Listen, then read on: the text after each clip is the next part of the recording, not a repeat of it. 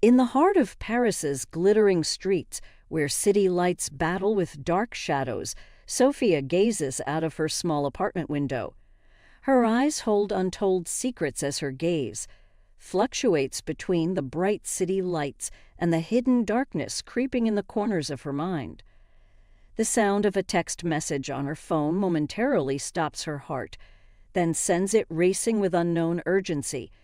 This message marks the beginning of a journey Sophia never imagined she'd embark on, a tale of love, betrayal, and secrets darkening the nights of Paris more than ever.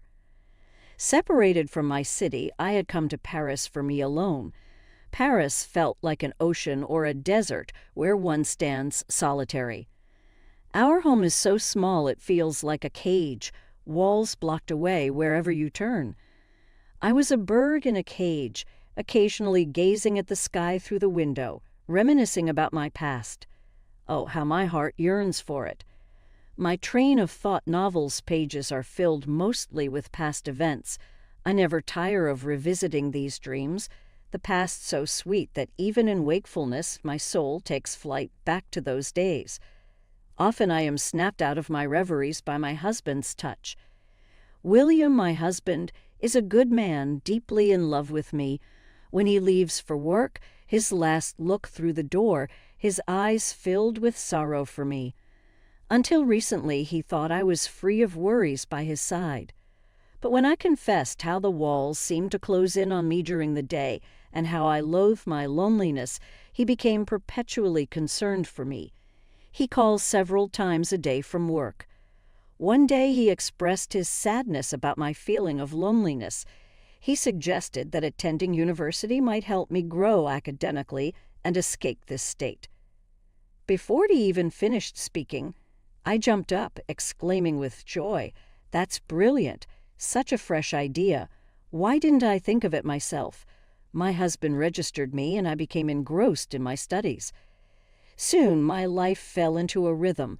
He sometimes smiled meaningfully, seeing me study, bringing me tea, biscuits, and more.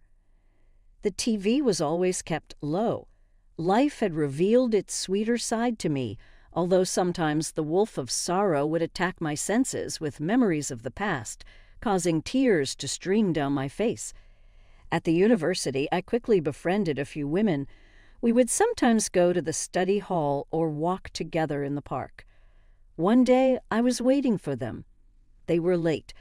I decided to call to see where they were and why they hadn't arrived yet. When I called, a young man answered. I realized I had dialed a wrong number. We exchanged a few words. He teased me a bit, and I responded. One day while in the study hall, feeling tired, I thought of texting that young man. Second after sending the message, he called. I had no special intention.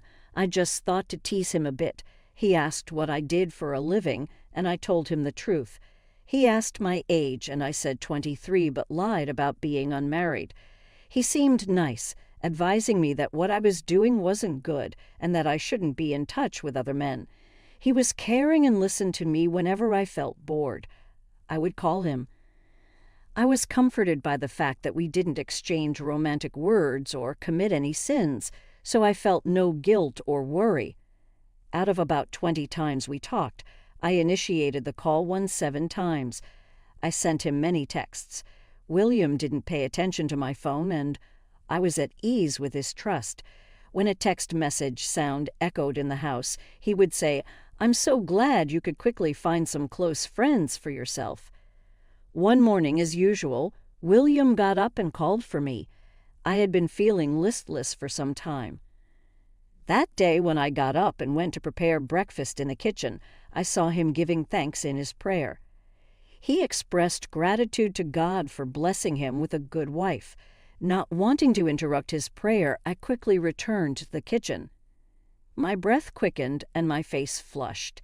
It felt like my heart was using all its strength to pump blood to my head. My eyes had turned bloodshot. I felt miserable having heard this prayer from him many times before. Hearing his footsteps, I splashed some water on my face to calm down. When William came into the kitchen, before he could speak, I preempted him, saying, I don't know why, but I woke up with a headache.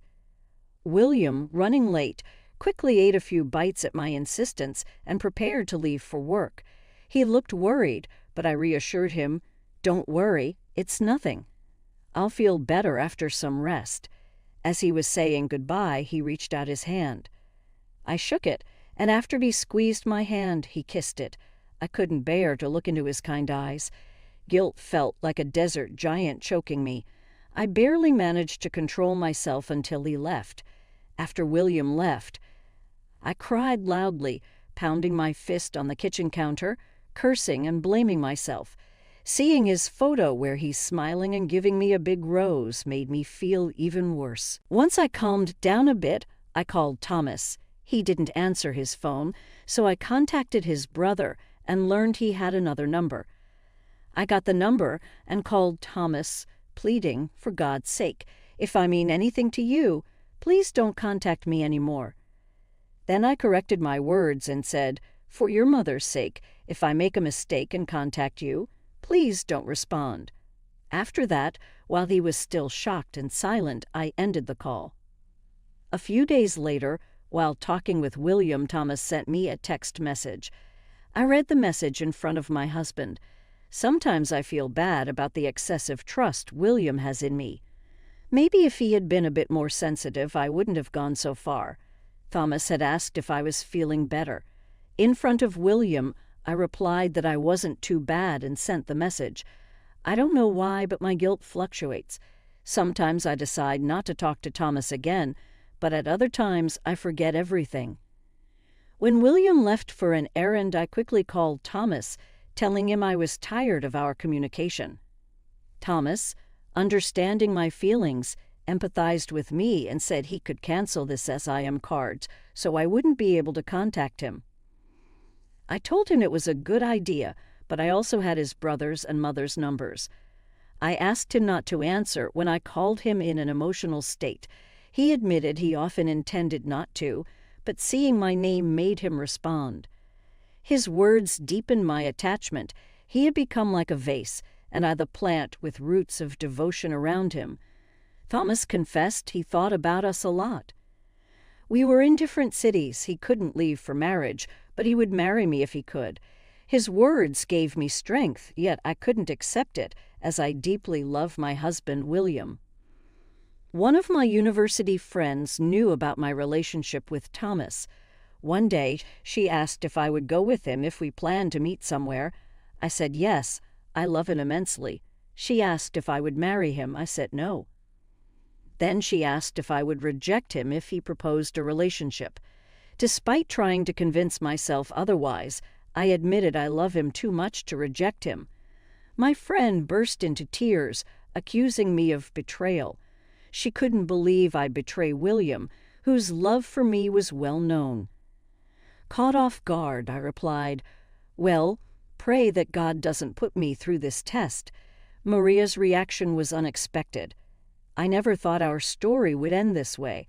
I told myself it was her jealousy, unable to see someone love another so deeply. I stood up, dusted off my clothes, and started walking home. Days passed. Maria's stern face with teary eyes haunted me. My sleep was disturbed, guilt consumed me, and I cried a lot. William noticed my distress and wanted to help, but I didn't know what to do. I agonized over the disaster that would befall my respectable family if William found out. The excitement of this news story is just beginning. If you want to see what happens to Sophia and William, comment and like. Your thoughts give us energy. Let's witness together how a forbidden love can turn someone's world upside down. We are eager for your engaging comments. At first, I was quite happy with Thomas's idea, but now when I think about it, I realize that for the joy I get from it, there are many sorrows that flood into my mind like a torrent. These thoughts, justifications, and worries are not new to my mind. What's worse is when William returns tired from work. Looking at his weary face, I wish I had died and never come to this day. One day, when my husband William came home from work, he silently made 2 cups of tea, sat down beside me, and asked, "So, my beauty, tell me, what did you do today?" I looked at his innocent face, feeling awful. A lump in my throat was choking me, and I felt so filthy that not even the sea could cleanse me. I couldn't control myself and started crying. William, stunned by my reaction, held my head in his arms, caressed my hair, wept with me, and said in his sad voice, "It's okay, cried it out, let it all go." His love and affection were overwhelming me, and I thought to myself, "God, I don't want to live. I can't bear to witness my own depravity anymore." Maria was right. I had become a beast. A little later, sobbing, I told William, "I'm not okay. I need help.